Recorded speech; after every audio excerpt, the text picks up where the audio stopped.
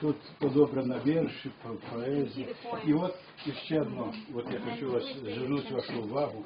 Вот я, кроме того, что старшина клуба спадщина, я еще старшина комитета ушанования. То есть і от ми зробили огромну кількість медалей, которыми узнагороджуємо людей, которые прославились в той чи іншій галині творчості, мистецтва і так далі.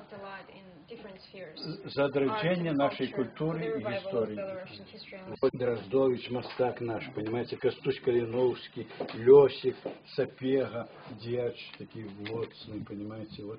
Все это вот мы, да, и герб погоня, вот, до клуба спадщина, вот, Ткачев был у нас, вот, Судник, потом это самое, вот, Поздняк, Слава Сивчик, Мадис, потом это самое, Горецкие, Сахановские, да. Грицкевичи, вот. Браты. То есть, ну, огромная колькость вот дьячов. Но это не все, тут еще одни были пополняться и пополняться, понимаете. Вот. И вот, ну, тут тоже Скорина, вот, да. Вот. Я поставил в Ярославле вот такой помник Максиму Богдановичу своими силами, выселками. И там даже корпус, где учился Максим Богданович, наш 16-годовый юнак, называется корпусом Максима Богдановича. А другой корпус, их знакомитый, Собинов, артист, спевак, в Ярославле. Вот, да, Россия, да. И вот мы створили музей Максима Богдановича в Ярославле. Вот я и моя дочка это занималась этой справой. Ну, конечно, и тут я подключал всех, але пришлось, понимаете, заниматься кому-то конкретно одному, понимаете. Она выдала книгу Ярославлю Лёся Максима Богдановича. Вот тут медали и так далее. То есть тут около 100 творов, присвященных Максиму Богдановичу.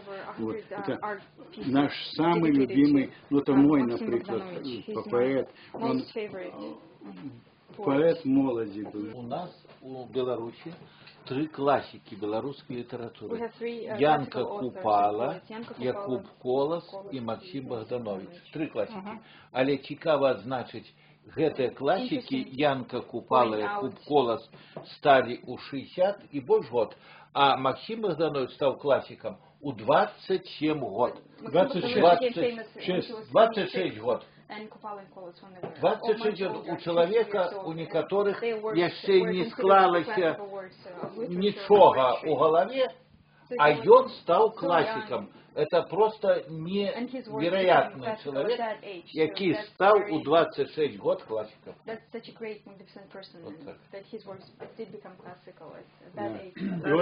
Да, и мы вот поэтому я этот вот зал ему просто полностью присвящаю вот Богдановичу.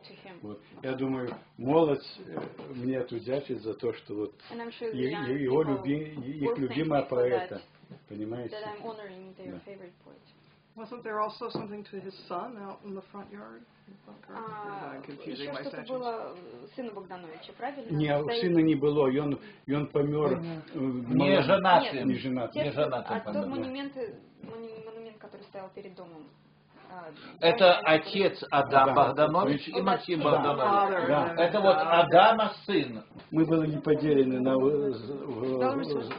две территории. Одна была под Польшей, за что мы, кажется, Польше верми рады, да, понимаете, открыто говорю вам.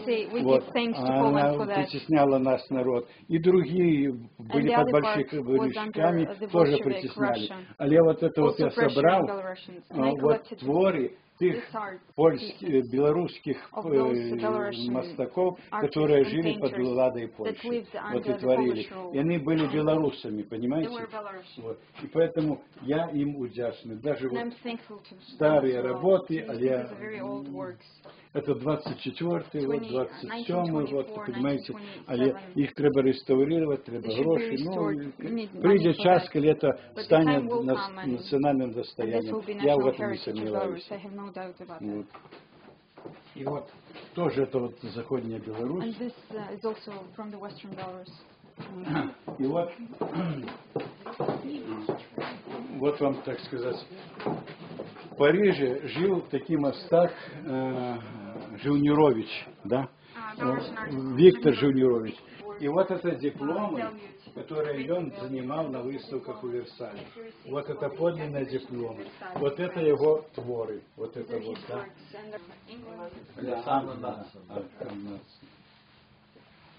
Святар.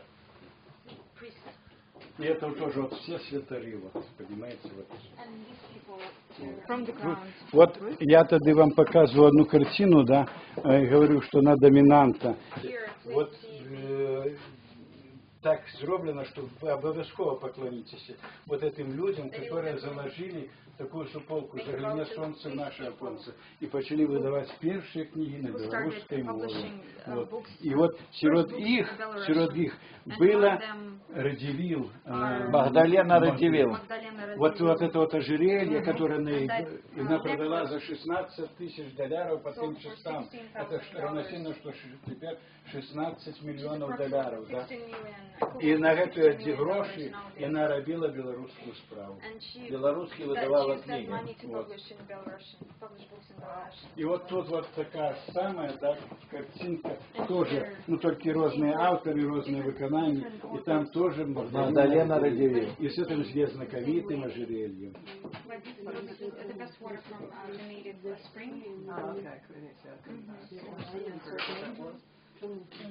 Гэта вот одеты все у белорусское национальное одение.